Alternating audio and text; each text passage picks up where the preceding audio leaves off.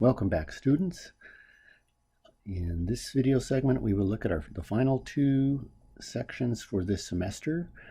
They both have to do with what are called Taylor Series and Maclaurin Series. So just to put this these two sections in the context of what we've been doing so far, in sections 11.8 and 11.9, what we concentrated on doing was finding power series expansions for functions, and the point of them is to be able to make the kind of computations that are necessary in the sciences using technology. Machines are able to do addition, subtraction, multiplication, and division.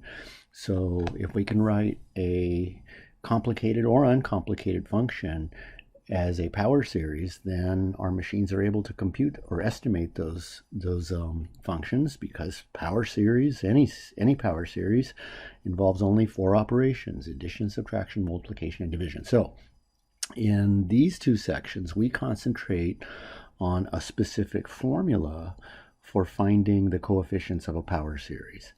If you'll recall, in sections 11.8 and 11.9, we used, for lack of a better term, cleverness to find the coefficients of power series representations of a function, mostly relying on the power series for the function 1 over 1 minus x. Well, in this section, we have a formula that doesn't require that we use that power series to find other power series. And I want to caution you that finding the coefficients using the formulas that I'm going to give you today is not easy. The coefficients themselves may require a lot more work than to just go back to our old method of cleverness. So let's go ahead and get started. The first series I'd like to talk about, power series or power series expansion, is called a Maclaurin series. M-A-C-L-A-U-R-N. Maclaurin series. Okay. A Maclaurin series is a special case of something more generally called a Taylor series. So the Maclaurin series theorem, the theorem on page 800 of your 8th edition textbook, says this: if f of x has a power series expansion, power series expansion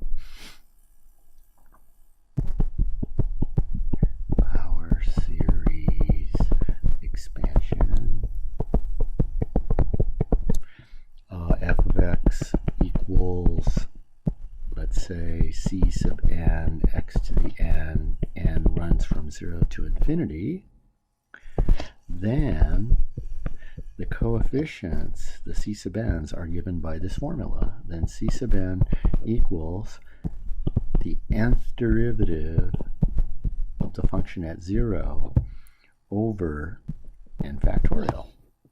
Seems like a real short formula, and let's concentrate on that formula for a while. It says that the coefficients, in order to find the coefficients, we need to find the nth derivative of the function and evaluate each of those derivatives at 0, and that may be a very difficult task to do. Okay, let's see what this series looks like written out. So this theorem is saying that is f of x is equal to the sum. Let's put those coefficients in. The nth derivative into the series. Nth derivative 0 over n factorial x to the n. N runs from 0 to infinity. And let's write out the first few terms of this Maclaurin series expansion to see what we're looking at. So when n equals 0, I'm looking at the number 0 derivative of the function at 0 over 0 factorial. Remember, that's 1. X to the 0 is 1.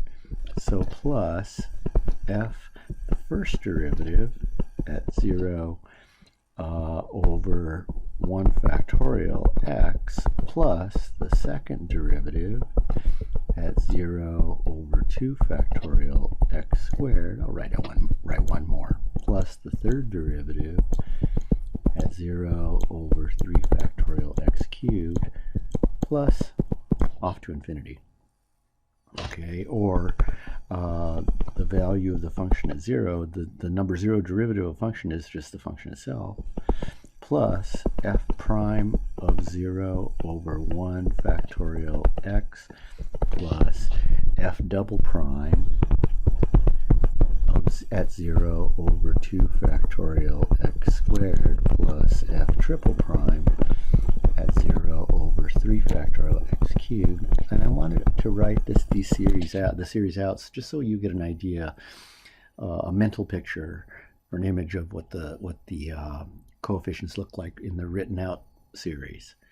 So let's use this Maclaurin series expansion to write out series for two functions that we really can't use our cleverness from 11.8 or 11.9 to get. Okay, so let's do the example. Let's, for example, let's say find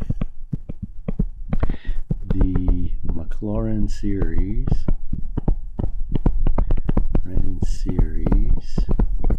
expansion for each function. There are only going to be two parts for each function. Part A,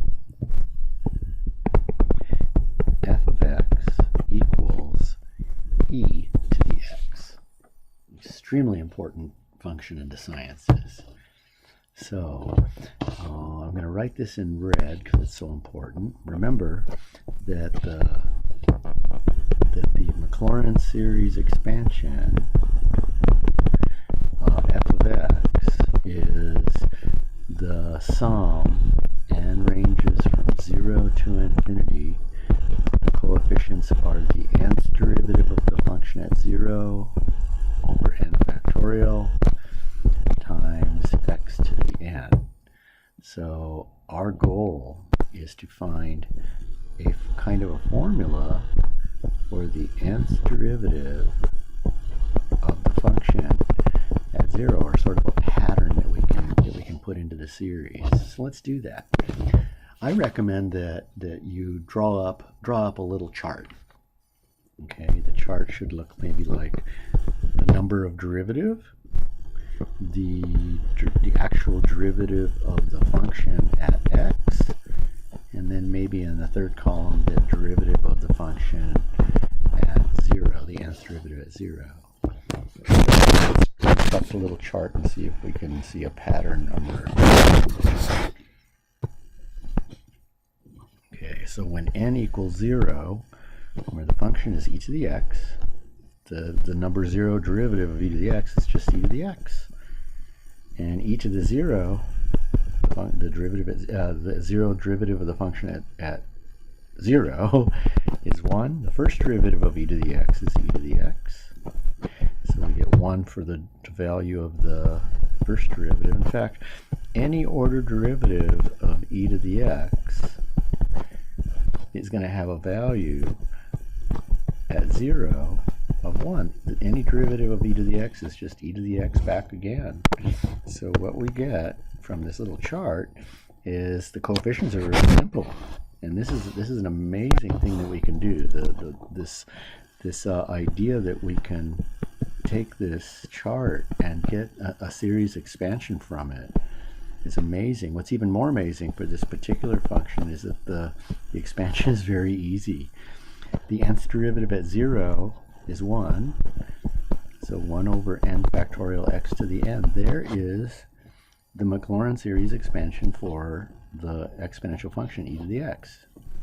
You ought to memorize this, even though you're going to have access to these written out for you. These are very, very important series. So let's write this out. When n equals 0, I get 1. 0 factorial is 1, x to the 0 is 1.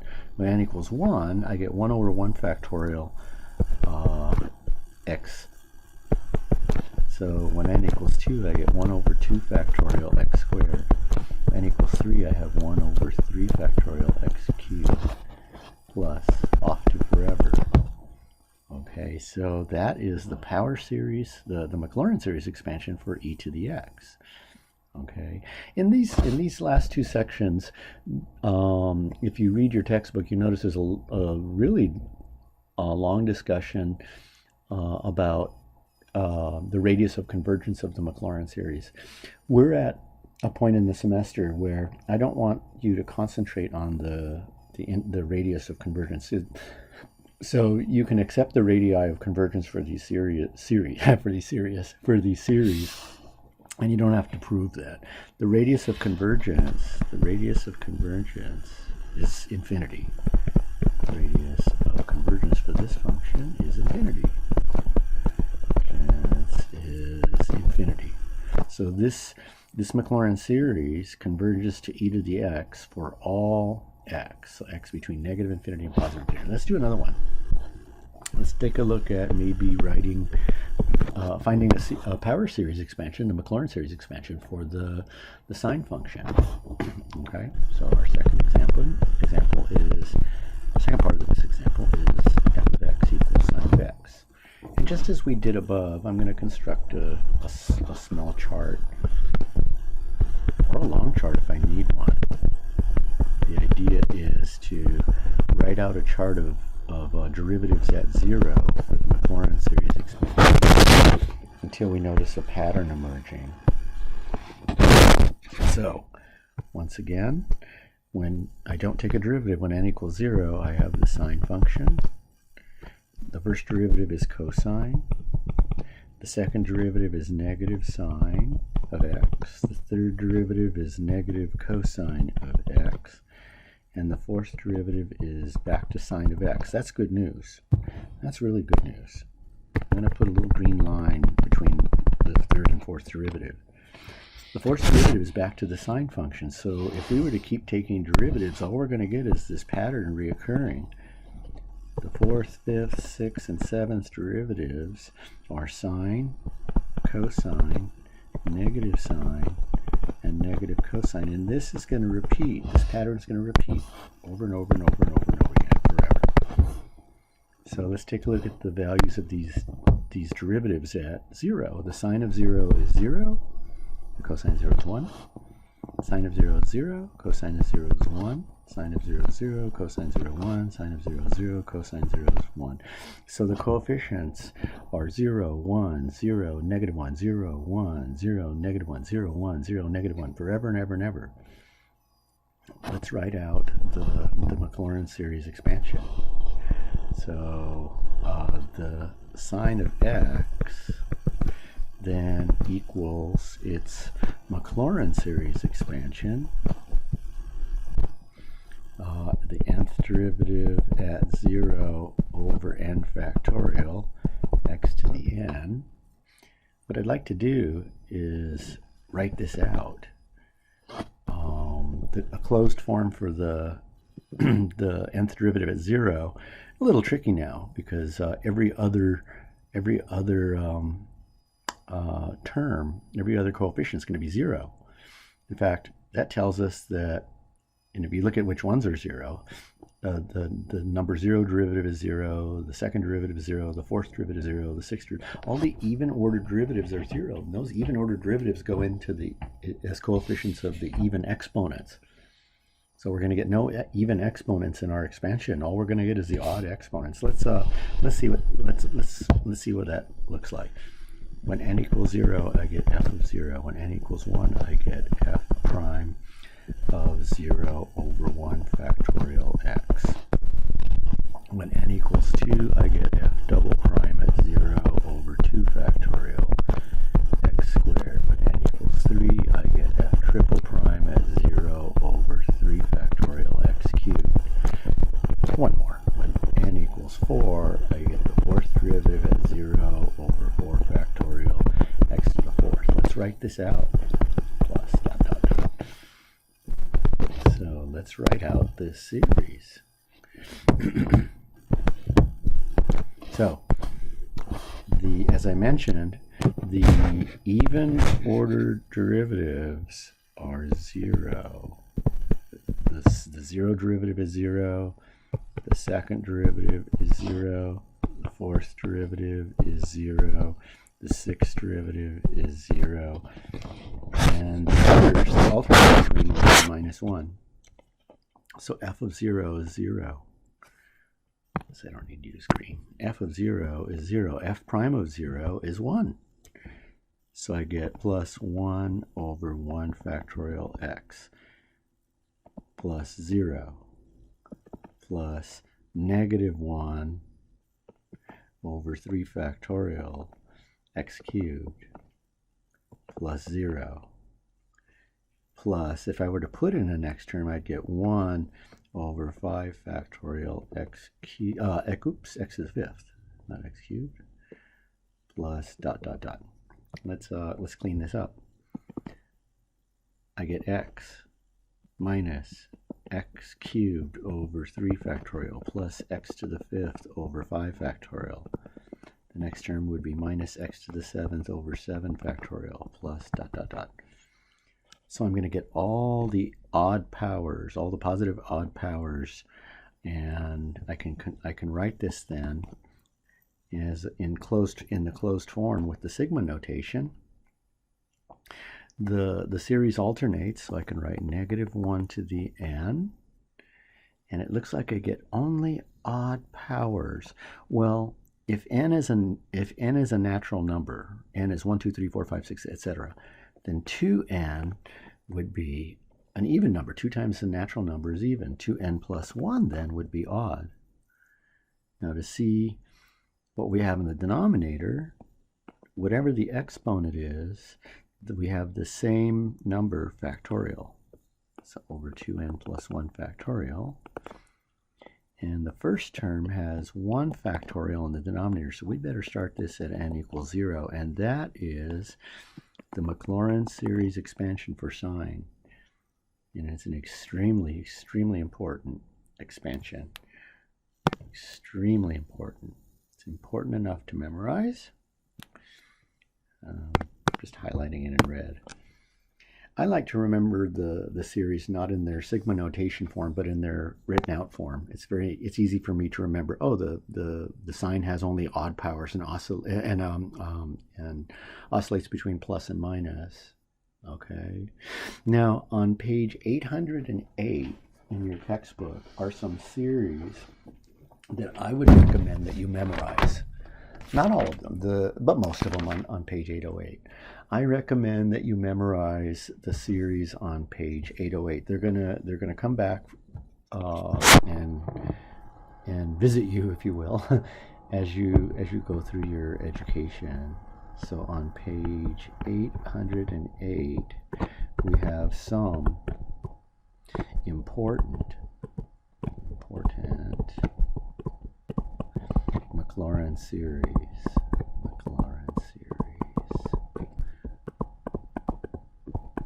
Okay, and I want to take a look at those before we move on.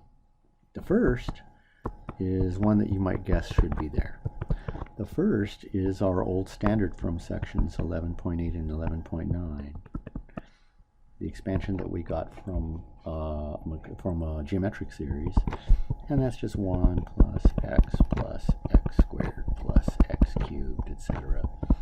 And this little series I recommended to you as the most important series in the universe, and I did that because it can be recycled so often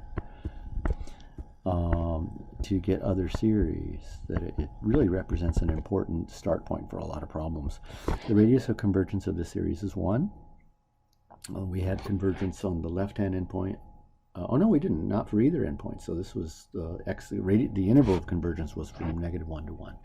So e to the x is the series x to the n over n factorial, and ranges from 0 to infinity.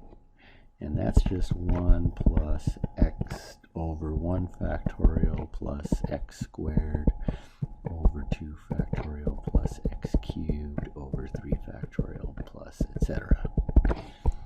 This power series converges to e to the x for all x.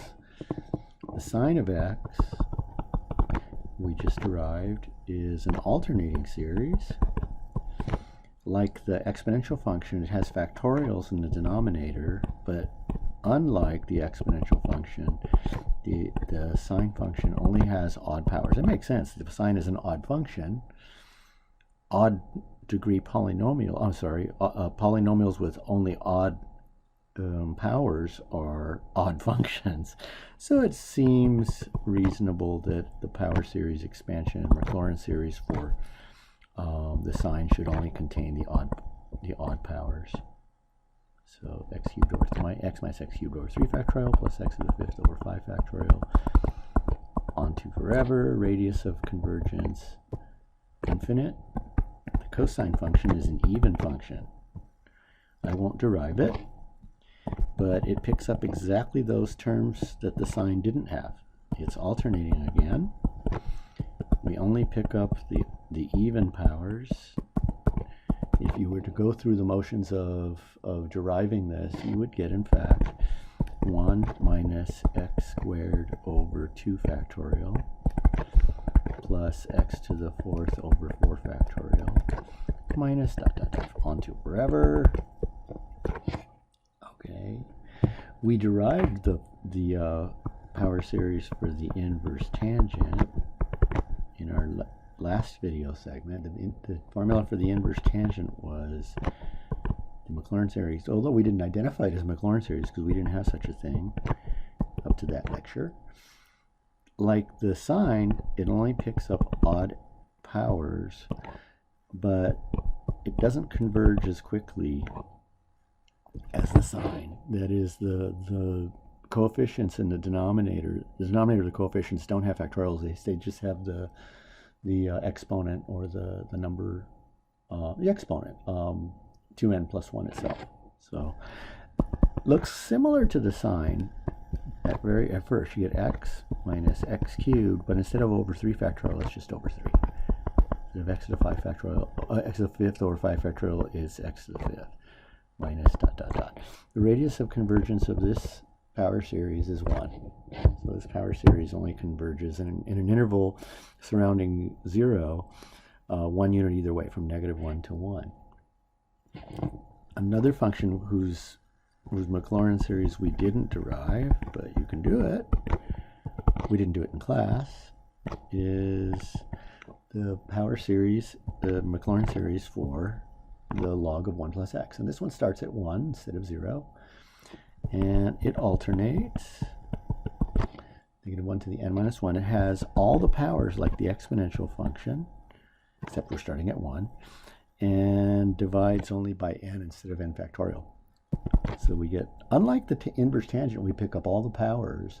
So it looks similar to the inverse tangent, but we pick up all the powers. So it's x minus x squared over 2 plus x cubed over 3 minus x to the 4th over 4, and then off to infinity. The radius of convergence is 1. Your author includes one more series. It's actually called a binomial series, and you can skip that for our course.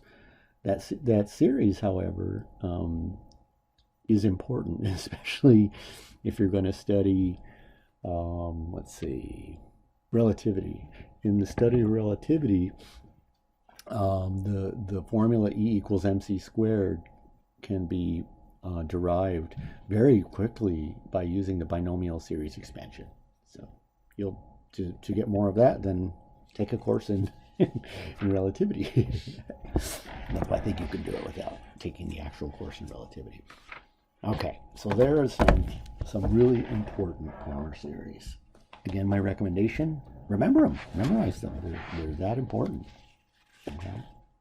All right, so the next thing I'd like to do, and this is going to take up about 5-10 minutes of our lecture, but is of minimal importance for us. Maclaurin series are all series expansions about the origin. That means they're series where the convergence occurs in an interval surrounding the origin. Occasionally, as we noted in sections 11.8 and 11.9, it's important to expand a function in a series centered not about zero but somewhere else. If you're estimating, for example, the sine of let's see, the sine of 28 degrees, you may want to expand your sine function in a series that converges in an interval surrounding something easy but close to 28 degrees, like 30 degrees. The closer that the point, the closer that the number that you're estimating the function is to the center of the series expansion, the less your error is, and that means you can use fewer terms in your series to estimate what you're looking for. So, in other words, if you want to compute the sine of 28, maybe expand your sine function near 30 degrees so that you can use fewer terms to get a better approximation.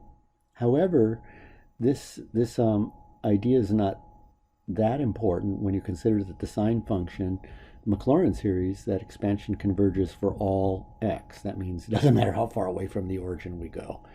We just may need more terms. Okay, so on to this brief excursion into the more general expansion of a function, not about zero, but about somewhere else. Okay, and if we do that, we don't get what's called a Maclaurin series expansion. We get something called a Taylor series. A Taylor series is nothing more than the idea of finding something like a Maclaurin series, but expanding about some other point other than zero. So the Maclaurin series is a Taylor series. The Maclaurin series is a Taylor series. It's one where your expansion is about zero, but every Taylor series is not a Maclaurin series. If you miss that, don't worry too much. Okay, so a Taylor series is very similar to, I'm going to take us back to the definition of the Maclaurin series. Way back. Okay. The Maclaurin series says if the function has a power series expansion, then and I should have said in that, so I'm rewriting something back in the earlier part of the definition. Expansion about 0, a equals 0, then that expansion is given by the Maclaurin series. Okay, so if a function now, watch your eyes, I'm bringing us down to our current place. So if f of x has a power series expansion,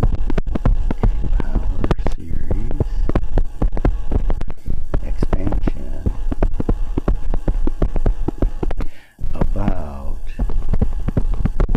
let's say, x equals a, then it looks like this. F of x is the sum n equals 0 to infinity c sub n x minus a to the n. And here's the important thing, where the coefficients c sub n are just like with the Maclaurin series, the nth derivative over n factorial, but the nth derivative not at 0 but at a. So if I let a equal 0 in this problem, I get the Maclaurin series. So Maclaurin series is just a special case of a Taylor series where the point of expansion is the origin. Okay, so that is f of x equals the sum of the nth, I'm just plugging in the coefficients, the nth derivative of the function at a over n factorial times x minus a to the n. N ranges from 0 to infinity. Let's write it out. I get the number 0 derivative at a plus the first derivative at a over 1, this is where n equals 1, over 1 factorial x minus a, plus the second derivative at a over 2 factorial x minus a squared. The only difference between this and the Maclaurin series is it's an expansion about a. x equals a instead of x equals 0. Okay, so I want to do one example, just one example, where we look at a power series expansion at or about a point other than 0, that is a Taylor series expansion. So here's the example. Find the Taylor series for f of x equals sine of x again, just like before. But I want it centered at a equals pi over 6. Okay, so our Taylor series should be in powers of x minus pi over 6 rather than just powers of x. Just like before, I'm going to construct a chart, hopefully a small chart, of derivatives, and then those derivatives at the point of expansion at the center of the series. Let's do that. Okay. Well, if I don't take a derivative, I have sine. If I take a first derivative, I have cosine. If I have a second derivative, I have negative sine. If I have a third derivative, I have the same derivatives as our previous example. And then we have our pattern. The reason for the pattern is when you take the fourth derivative, you get back to sine. Fifth derivative, cosine. Sixth derivative, negative sine. Seventh derivative, negative cosine, etc., etc., etc. So we have this nice simple pattern, simple cycle of 4. Okay. So the derivatives, though, they change. Before the derivatives, half the derivatives were 0, and half the derivatives alternated between plus and minus 1. So we have the sine of 0 is, I'm sorry, the sine of pi over 6 now is 1/2. I don't want to write in green here. So the sine of pi over 6 is 1/2. The cosine of pi over 6 is radical 3 over 2. The sine of pi over 6 is negative 1/2. The negative cosine of pi over 6 is negative radical 3 over 2. We don't get 0 derivatives at all, so we have this pattern of 1/2 radical 3 over 2, negative 1/2, negative radical 3 over 2. Our series is not alternating. It's going to go plus, plus, minus, minus, plus, plus, minus, minus, etc. Okay, let's see what that means. The sine of x is equal to the nth derivative at pi over 6 over n factorial x minus pi over 6 to the n. N ranges from 0 to infinity. Let's write the series out. So I'm going to get the function at pi over 6, the 0 derivative, plus I'm going to get the derivative of the function at pi over 6 over 1 factorial x minus pi over 6, plus the second derivative of the function at pi over 6 over 2 factorial times x minus pi over 6 squared, etc., etc., etc. Let's see what we get. The function at pi over 6 is 1/2. So we're looking at 1/2. The derivative at pi over 6 is radical 3 over 2 over 1 factorial x minus pi over 6. The second derivative is negative 1/2 x minus pi over 6 squared. That's up in our chart. Second derivative is negative 1/2. Third derivative is minus radical 3 over 2 over 3 factorial x minus pi over 6 cubed. And then off to infinity. So there's a pattern, but it's a much more complicated pattern than that pattern that arises for the Maclaurin series. The coefficients are 1 over 2, radical 3 over 2 over 1 factorial, minus 1/2 over 2 factorial, minus radical 3 over 2 times 3 factorial, etc., etc., etc. Okay, and this would be perhaps your choice of a power series expansion if you wanted to estimate the sign of numbers next to 30 degrees, next to pi over 6. Okay, now we're going to do another example. In fact, to end our session, we're going to look at a few more examples, and these examples are extremely important for you. The first one is an emphasis that, in spite of the fact that we have formulas for these Maclaurin and Taylor series, you want to try to avoid them. These the derivatives, the nth order derivatives, are not very easy to compute most often. Okay, so again, we're going to rely on some cleverness. What do we mean by that? Here's an example. Find the Maclaurin series expansion. Maclaurin series for each function.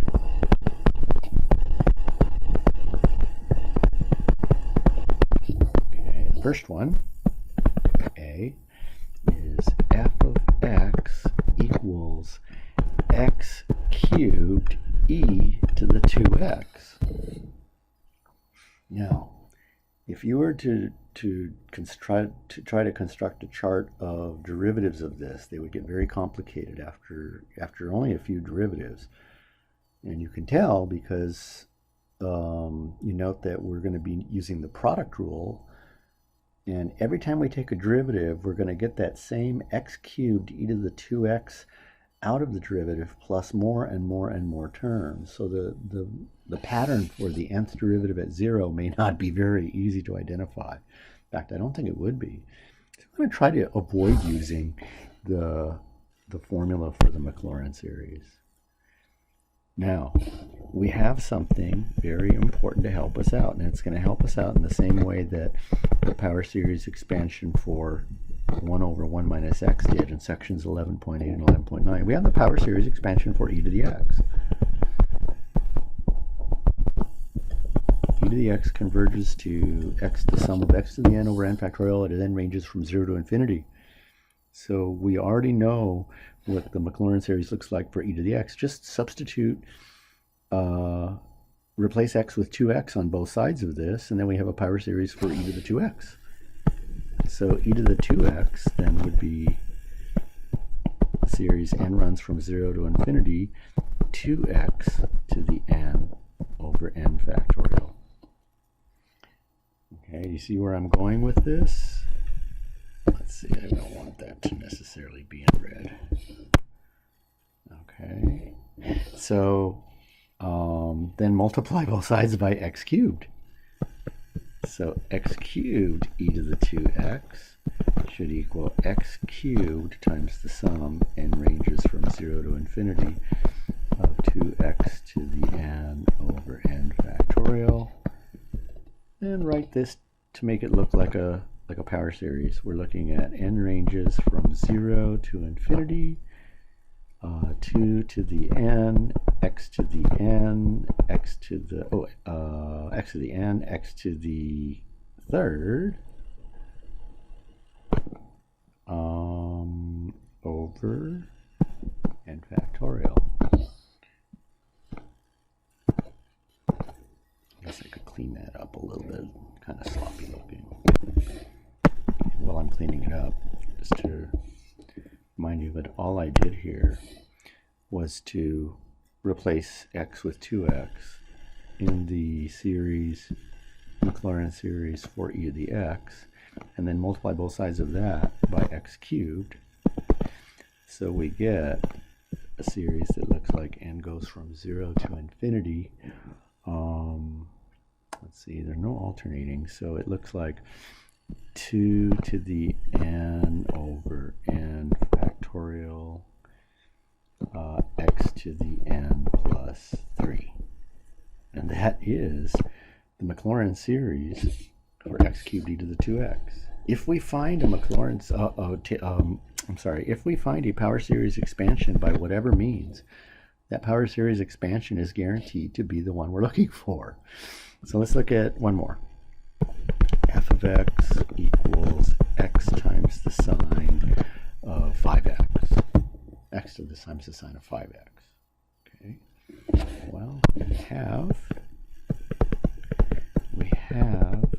that the sine of x is the sum, and goes from 0 to infinity, with -1 to the n, x to the 2n plus 1 over 2n plus 1 factorial.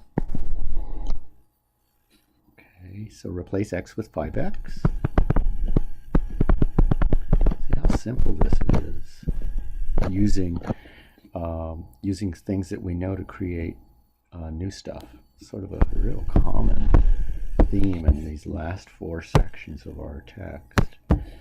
So x times the sine of 5x, then replace x with 5x, and goes from 0 to infinity, -1 to the n, 5x to the 2n plus 1 over 2n plus 1 factorial. Multiply both sides by x. X times sine of 5x is, sum n goes from 0 to infinity, -1 to the n, 5 to the 2n plus 1, x to the 2n plus 1 over 2n plus 1 factorial.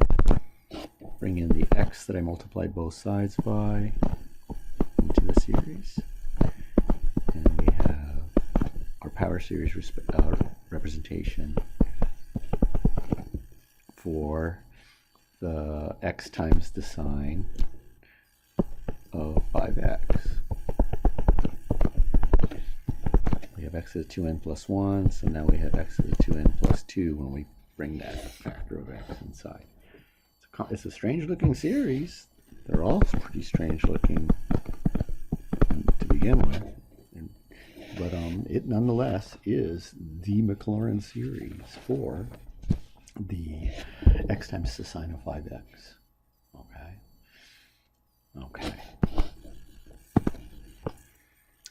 So for our final 2 examples for this session, I want to look at a couple of problems that are extremely indicative of how important these power series expansions are for the sciences. So here's a good example.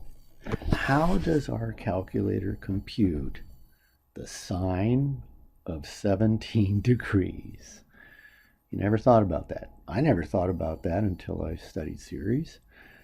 Well, what the calculator does, very likely, is something very similar that you're going to see here. It uses some sort of series expansion to estimate function values. So let's say compute the sine of 17 degrees with the magnitude of error no bigger than 10 to the -6, or 0.000001.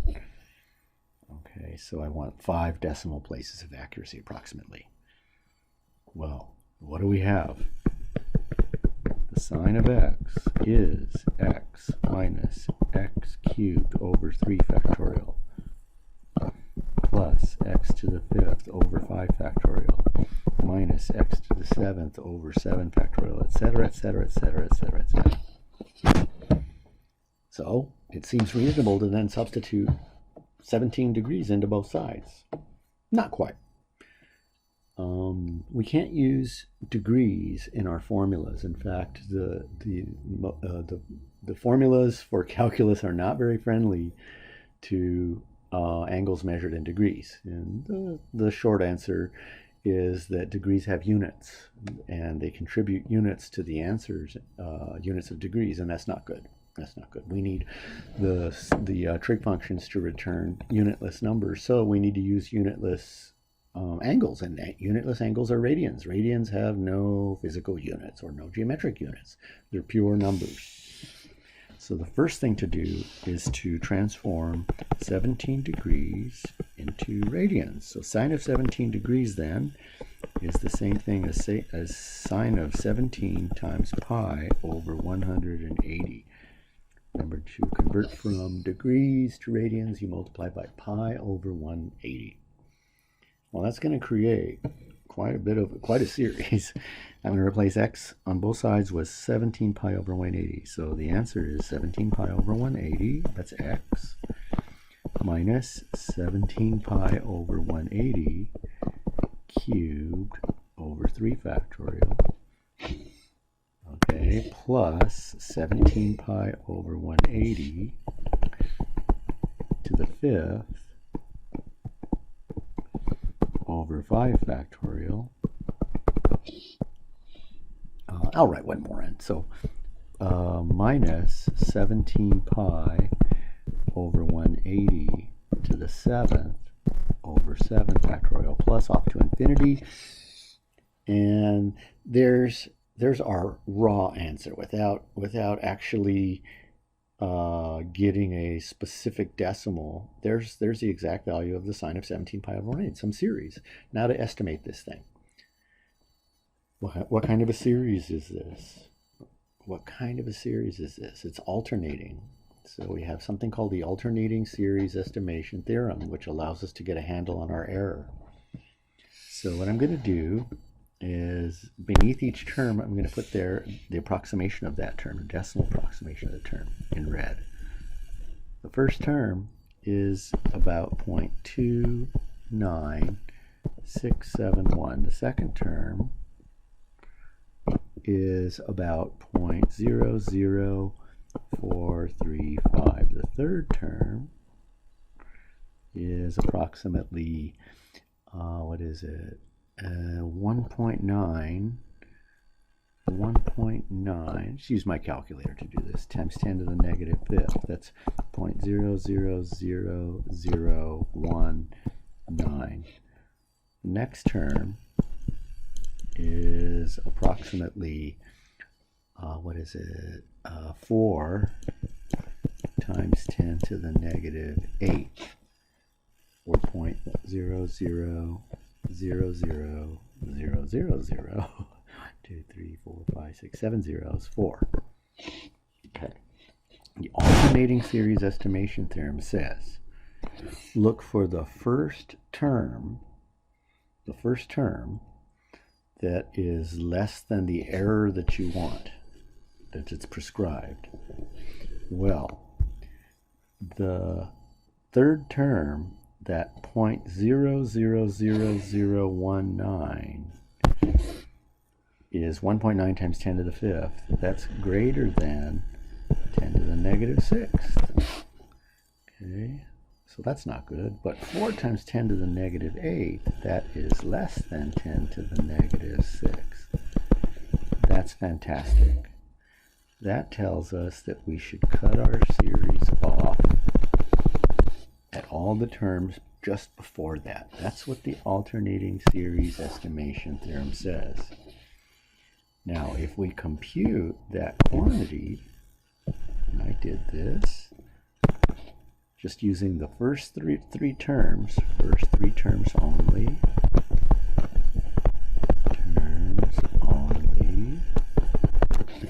if you compute the first 3 terms only, you get let's see, let's get it back to black pen here, so 0.29237174448. This is guaranteed to be accurate to within 10 to the negative 6 of the true value.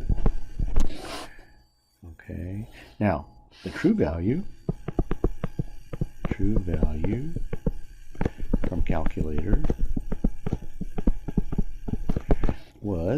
turns out to be 0.292371747.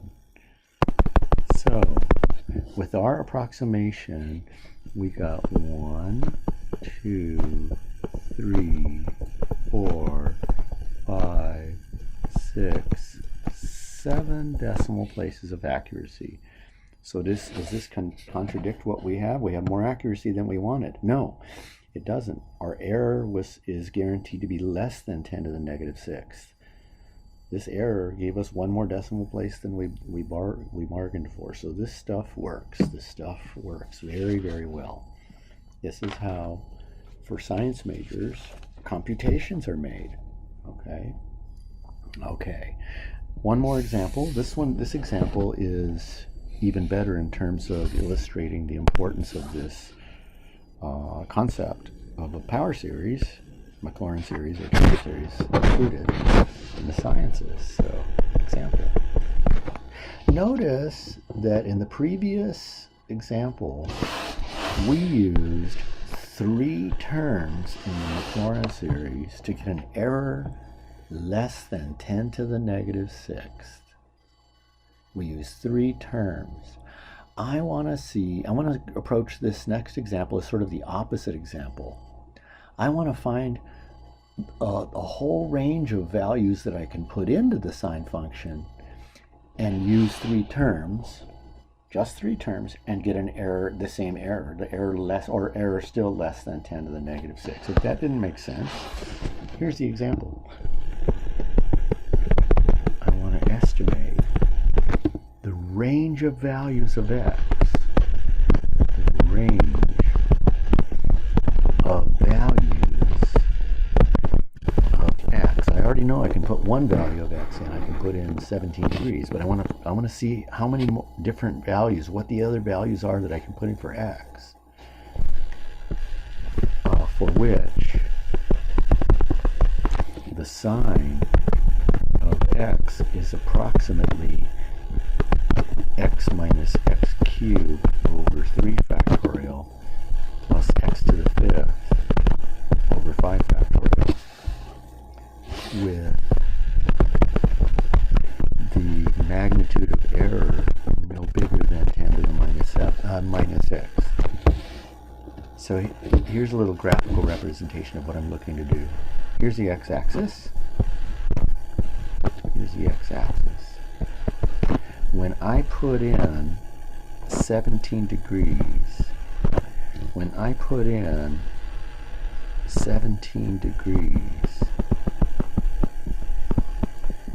the error in including the sign of that value was less than 10 to the negative 6th. My question is, how far away from the origin in general can I go and still have error less than 10 to the negative 6th? I know that 17 pi over 180 works. How about a little close? How about a little bigger? How about something less than 0? Oops, I have negative 1 there on the other side, and that's another question mark, not negative 1.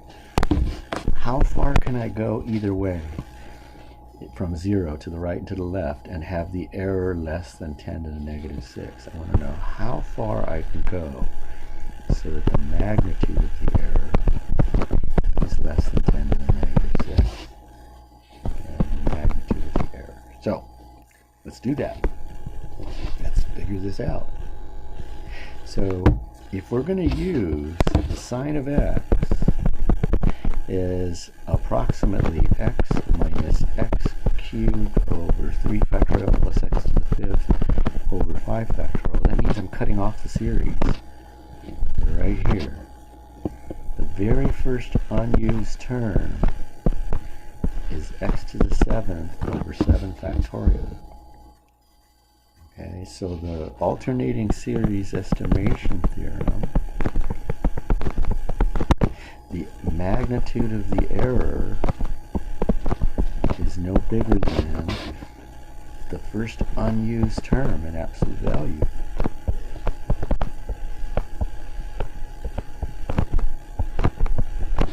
Okay, and the very first unused term was x to the 7th over 7 factorial.